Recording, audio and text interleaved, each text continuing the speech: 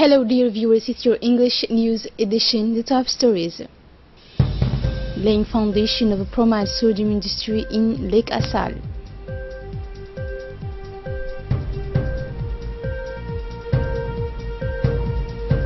In the Middle East, Arab League demands reversal of Trump decision on Jerusalem. The President of the Republic, His Excellency Ismail Omar Guelleh, arrived this morning at the Assal Lake to preside to the first stone-laying ceremony of a sodium bromide production plant. He was along with the First Lady, Mrs. Khadra Mohammed Haid, the President of the National Assembly, Mohammed Ali Hamad, several members of the government, including Mr. Yasser Moussadouali and Ali Guelleh Abubakar. The regional authorities and the main customary authorities participated in the ceremony. The investment company general director, the Chinese ambassador in the Economic Council of the Chinese Embassy in Djibouti, the representative of the Chinese partners companies in Chendang Kangding Chemical participated to this ceremony. Sodium bromide is a highly demanded product in the global market due to the increasing use of bromide chemicals. There are only 10 bromide plants in the world. Sodium bromide is in great demand in the international market, especially in China.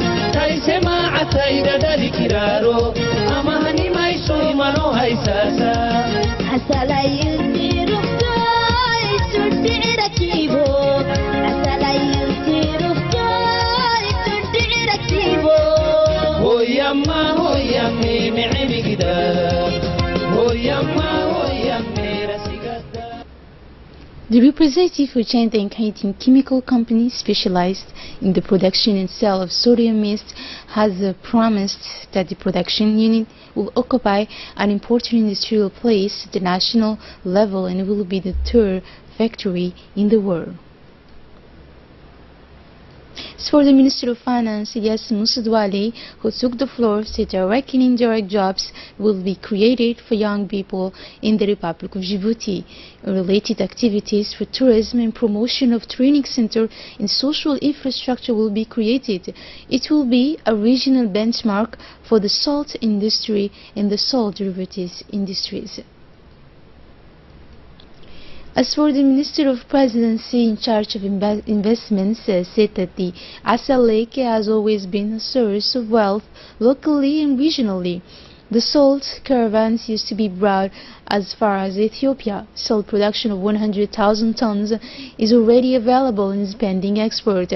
Today, we are launching some of the activities, he said, concerning the wealth of the Lake Assal with a sodium bromide production plant, the capacity of 20,000 tons, which will double in the second phase. And speaking for this occasion, the President of the Republic, His Excellency Ismail Omar Guelleh, has talked about the importance of this project for the Republic of Djibouti. Let's listen to him. The effort to decipher and open the doors to begin the industrialization of our nations. God only knows what contains the Assal Lake, mineral resources or others that will be discovered. It is here that we will begin the first steps of the industrialization of our country. The first natural resources of this lake is the salt. It is therefore essential to benefit from this natural wealth and exploit it in an efficient way, and thus to welcome investors from all over the world. Our close friends and associates who are the Chinese people who are met recently the head of state and with whom we decided by a mutual agreement to establish a bilateral strategic economic partnership. You have to know that China is a country that has invested a lot in our country. They have also honored by including our young republic to be the users of the Silk Road, a road linking Asia, Europe and Africa. From this road our economy will be growing more and more in a highly significant way. You already see the real premises of this industrial and economic boom. This strategic partnership will enable both our countries to work toward development. This Chinese group and their associates specialize in the field of applied chemistry to the industry are working on a process to extract salt from sodium bromides and caustic soda, among others. It should be noted that it is possible to manufacture from this same salt a variety of industrial chemicals without common measures. Salt is therefore the raw material for the production of petrochemicals. Assalamu alaikum wa rahmatullahi wa barakatuh.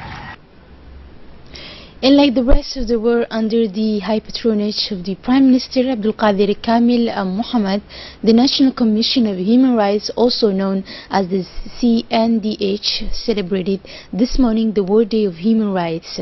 This event, which the Republic of Djibouti has been celebrating since the creation of the Djiboutian National Commission, saw the participation of CNDH President Seleban Omar Udin, the Minister of Justice Moumin Ahmed Sheikh, the Minister of Labor and Human Rights Reform Hassan Idriss Mirwe, the Secretary of State for Social Affairs Muna Osman Aden, members of diplomatic corps, representatives of international organizations, parliamentarians and officers of the police and the army, but also actors of civil society.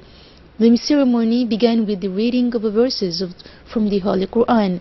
After a moment of recollection, and we made way for some musical animations and skits. The President of the National Commission of Human Rights, Mr. Seleban Udin, thanked the various participants who took part in this event. Let's listen to him. Like the rest of the world, we are happy to celebrate today the World Human Rights Day. For this year, the celebration of the day is dedicated to the launch of the 70th anniversary of the Universal Declaration of the Human Rights. This declaration was proclaimed by the United Nations General Assembly on 10 December 1948, just after the tragic event of the Second World War.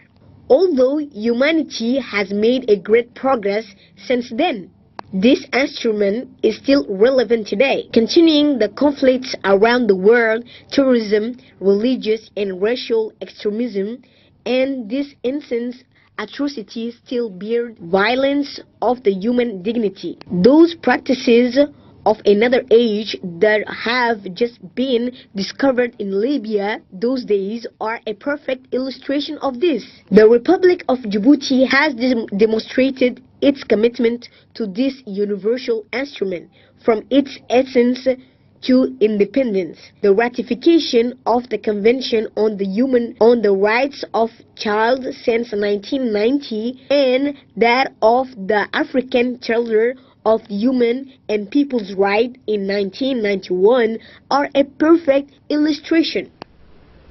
The Minister of Justice, Mr. Momin Ahmed Sheikh, for his part, emphasized that the Republic of Djibouti has, since its rise to independence, adopted the Declaration of Human Rights in 1948 and the African Charter of Human Rights. And later, the Minister reminded that we must still strive toward a world that recognizes the rights of all human beings. Let's listen to him. Instead, on December the 10th, we give each year the opportunity to celebrate the adoption by the United Nations General Assembly of the Human Rights Universal Declaration. The adoption of this well-known text by the International Committee was a turning point in the history of the international human rights law. The Universal Declaration of the Human Rights will have in a year 70 years of existence. The International Committee has chosen this day today to launch a mutual of activities to promote and protect the human rights around the world. The Republic of Djibouti is already committed to taking part of those events, both international and national. Initiatives will be planned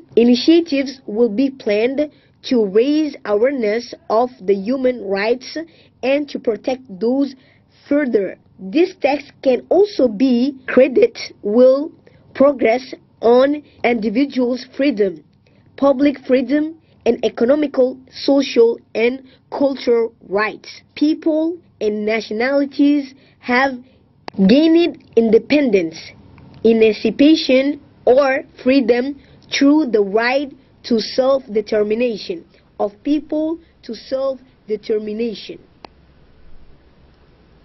Prime Minister Abdul Qadir Kamil Mohammed highlighted the sense and scope of government's action in the field of human rights. He also paid tribute to the courage of UNFD members led by the country's first lady Mrs. Qadra Mohammed Haid in the pursuit of their efforts to strengthen the rights of children and their fight against gender discrimination in a solemn tone.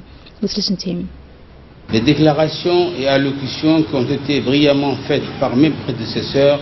The celebration of the Human Rights Day is special and important this year. The celebration of the 70th anniversary of the human rights begins today and ends on December 10, 2018. This initiative demonstrates the importance of this ceremony. It reflects the need to pay special attention to the human rights every day of the year. The statements and speeches that have been brilliantly made by the predecessor in this forum shows the adherence of the country, shows the adherence of the Djiboutian government to the principle of the Universal Charter of the Human Rights. They also highlight the progress made in Djibouti as well as the need to continue enabled progress in this area and the daily requirement to meet commitments already made. Ladies and gentlemen, it is the will of the President of the Republic to consult what has been done and to pursue all the democratic advancement, but respect for the human rights as well, the human rights as it has been said today. In everyday's business, this can be the summit up in the need to respect one's neighbor regardless of one's origin, behavior, social level, gender, nationality, disability. And here, the National Council of the Human Rights has an important role to play. Its president reminds us that this institution is celebrating its 10th anniversary and that is the beginning of more and more authenticity. Its capacity and activity are growing rapidly. The Minister of Foreign Affairs and International Cooperation, Mahmoud Ali Yusuf, chaired yesterday in Cairo the extraordinary ministerial meeting of the League of Arab States to review the latest developments concerning Al-Quds after the U.S. President's decision to unilaterally recognize the holy city of Jerusalem as the capital of the State of Israel and recommend the transfer of the U.S. embassy from Tel Aviv to Jerusalem. The Arab League states have asked Donald Trump to convert his decision to recognize Jerusalem as the capital of Israel. According to them, the initiative will only increase the violence in the region.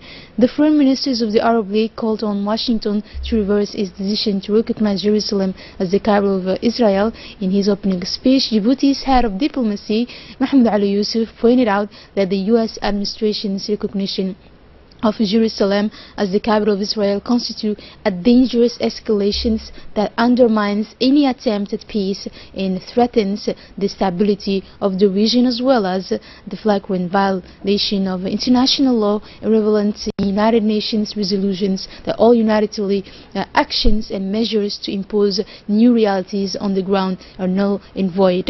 He confirmed that the Palestinian issue will remain the central Arab cause by reaffirming the firm stance in favor of the Palestinian cause and the right of the brotherly Palestinian people to establish its independent state with Al-Quds as capital. Ministers also called for taking a firm stance, coordinating and unifying joint efforts, as well as relying on the international rejection of the U.S. decision. Arab foreign ministers have called on Washington to reverse its decision to recognize Jerusalem as the capital of Israel. And now on the major headlines from the international scene, Arab foreign ministers demand the U.S. recently President Donald Trump's decision to recognize Jerusalem as Israel's capital. And let's see this video for more details on this subject. The Arab League foreign ministers convened in a extraordinary session on Saturday in Cairo and warned of the repercussion of U.S. President Donald Trump's decision to consider Jerusalem as the capital of Israel. So the Arab foreign minister Adil Al-Jabir highlighted the international consensus against Trump's decision, calling on the U.S. administration to reverse this announcement while stressing that the Arab Peace Initiative is a roadmap for resolving the conflict.